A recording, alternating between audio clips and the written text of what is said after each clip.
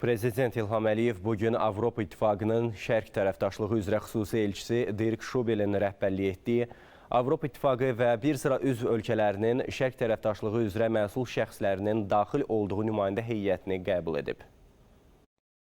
Looking at the big delegation means that a lot of things to be discussed. Mr. President, great many thanks for receiving us. We feel very honored that you found the time to meet us. Perhaps I can start by shortly introducing myself and the colleagues and the delegation. My name is QÄBUL. I'm the newly appointed EAS Special Envoy for the European Union for the Eastern Partnership. But I'm not new to Azerbaijan. I've been many times here in past years in previous capacities, and I'm very happy to be back. And we are here, a whole delegation of special envoys, ambassadors for the Eastern Partnership from several member states. We are all appointed special envoys for the Eastern Partnership to launch maybe a reloaded Eastern Partnership, to modernize it in the given situation, because obviously it is, we know that in the current geopolitical situation, new ideas, new incentives are needed, more tailor-made approaches. And that is also the reason why we are here. We want to listen from your side as well. How do you see it from your perspective? What can we do better? What can we do more tailor-made in our cooperation with Azerbaijan? I think the cooperation has developed very well over the last few years. We are moving ahead on many fronts. Energy, of course, goes without saying. But also on the political side, I think we have done a lot of efforts. President Michel is very active. You have met him many times, and you saw him also, as we all are, as European Union, on its progress. You know, we have no hidden agenda. We have no special agenda that we have here. We want simply to have a good cooperation and to move ahead in our cooperation. Many dialogues have been established, security dialogue, many others. We are ready to look into more. But of course, we will not forget about the main issue, the conflict. It is not a secret, I think, Mr. President, that we come from Armenia. We were first in Armenia. We had good talks, I must say, there. And I think the main message that we all got there is that Armenia is interested in peace as well. And we also hear that from the advisor that that is also your interest, so whatever we can do to help contributing to this lasting, sustainable peace, so that this is once and for all put aside, that we can move on to prosperous Southern Caucasus region together with the neighboring countries. I think that would be our main wish as well, that we want to convey. One last thing on back to bilateral issues, our agreement. We still would like to ask you maybe to let us do another push that we can get it done. There's not much left that needs to be negotiated, as you know. So if we can have our bilateral agreement agreed, it would be another major step forward, of course, in our bilateral cooperation. And otherwise, we're mainly here in a listening role. Happy to hear your views, your ideas. We will convey them to our leaderships in our respective capitals. And otherwise, we are simply happy to be here and grateful to be received by you, Mr. President. Thank you very much. First of all, thank you for coming. I appreciate this visit. I think it's very important from point of view of proper evaluation of what we need to do in the future.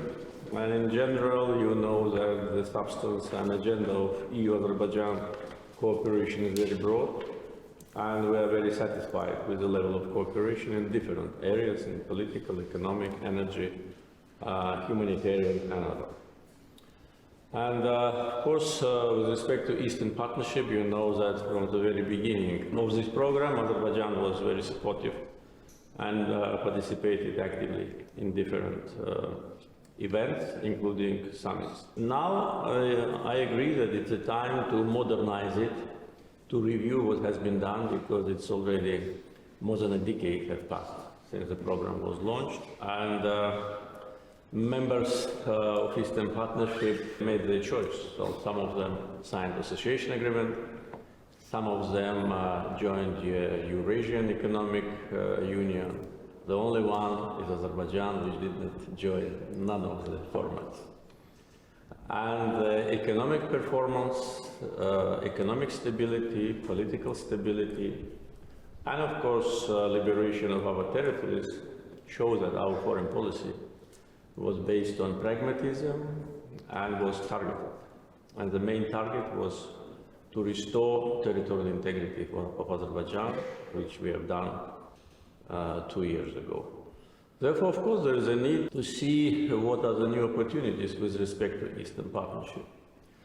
As far as we are concerned, we consider this program, this platform, not as a platform of cooperation between the member states, but as an additional opportunity to enhance cooperation with the EU.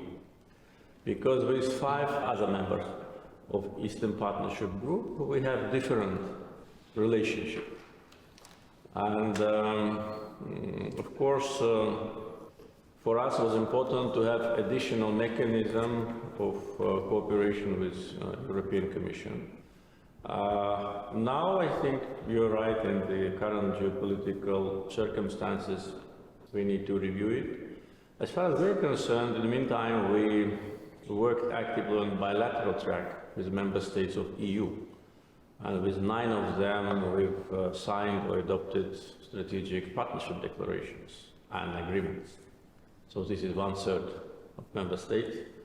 And I think Azerbaijan is unique among the Eastern Partnership group, the country which really achieved the strategic goal. So this is a good platform, and we consider it as a basis for our negotiations with EU on agreement, and it is moving successfully but slow. Successfully because we've completed most of the chapters, more than 90%. Slow that we got stuck with respect to the issues which we think can be resolved if we have political will from both sides.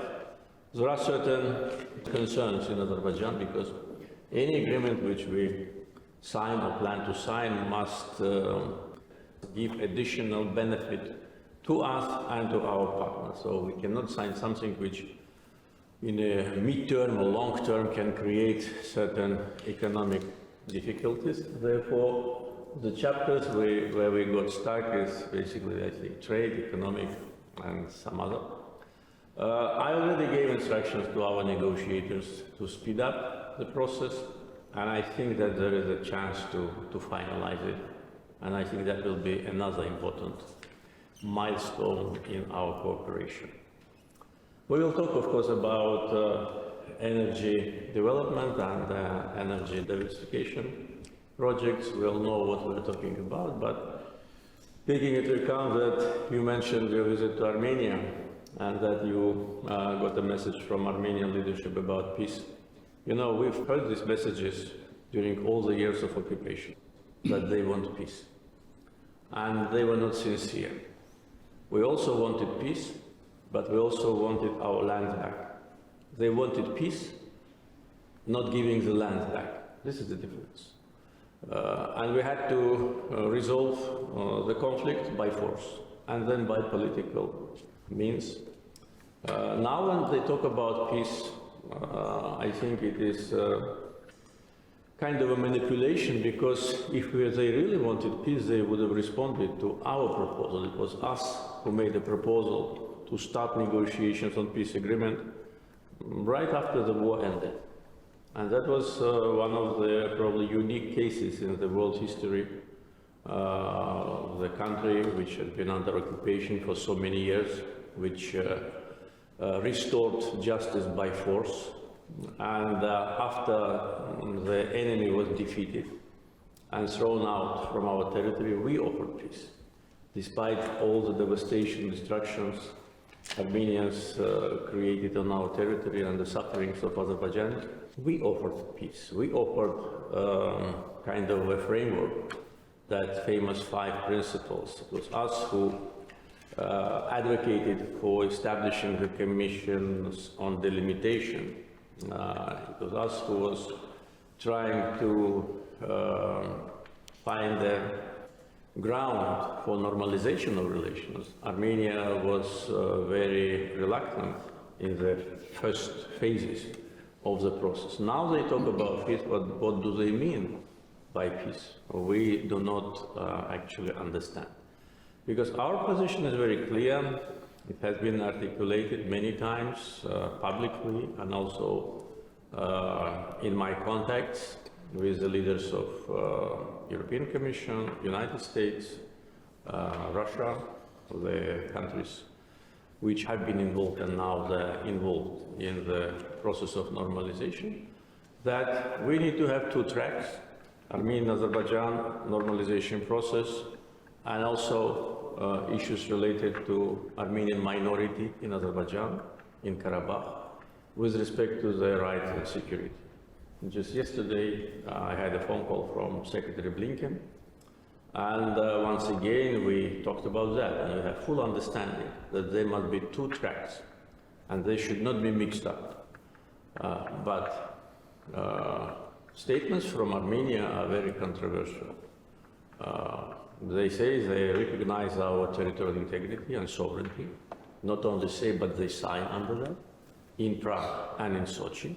That means sovereignty over all our territory. We all understand what sovereignty means. At the same time, they want to incorporate issues related to Armenian minority in Azerbaijan into our peace agreement. It will not work. It is not possible. And we will not agree on that. Therefore, we need to have a very clear position from Armenian government about the agenda. And I told recently, if they want peace, we want peace. If they don't want peace, well, it is their choice. We didn't have peace for 30 years. What was the end of the story, Armenia should not forget. Therefore, again, we need to judge their actions by steps, not by words, because their words sometimes contradict what they do or what they plan. I don't know whether you got a direct answer from Armenian leadership about that. I doubt, because they want to keep this ambiguity, which is not helpful. And also, the country which wants peace should refrain from very dangerous rhetoric, which Armenian officials afforded recently, comparing Azerbaijan to ISIS and Al-Qaeda. I think is a very dangerous rhetoric. First, because they acted as ISIS and Al-Qaeda, and ambassadors of EU visited liberated territories. They did the same what was done by ISIS and Al-Qaeda with respect to historical and religious heritage. It was not us, it was them. So they committed acts of terror, they committed genocide, they destroyed our mosques, not us. But Mr. Pashinyan, when he uses this wording, he should know that we hear it. And what will be our reaction, he should also think about. So it's not easy, and I think important is that Armenia actually openly declares what do they want. If they want to talk about rights and security of Armenians in Karabakh, it will not work. We are ready to talk about that with Armenians who live in Karabakh, with, not with those who have been sent from Moscow, having in their pocket billions of stolen money from Russian people, like a person called Vardanyan, who was transferred from Moscow there with a very clear agenda. But we are ready to talk to those people in Karabakh who live there and who wants to live there. And we are ready. And by the way, this process has started. If not for external interference and attempts to block this process from some countries, which I just mentioned, I think the process could have had a better dynamic. But it has nothing to do with Pashinyan and his government. As I said, and there is a, I think, consensus between Azerbaijan, EU, United States and Russia, those countries and institutions, which Azerbaijan sees as those can be helpful. Görüşdə Azərbaycanla Avropa İttifaqı arasında münasibətlərin inkişafı, Azərbaycanın Avropanın enerji təhlükəsizliyində oynadığı rol, nəqliyyat, kommunikasiya sahəsində əməkdaşlıq məsələləri müzakirə edildi, ölkəmizin regional nəqliyyat logistika qovşağı olması vurğulandı.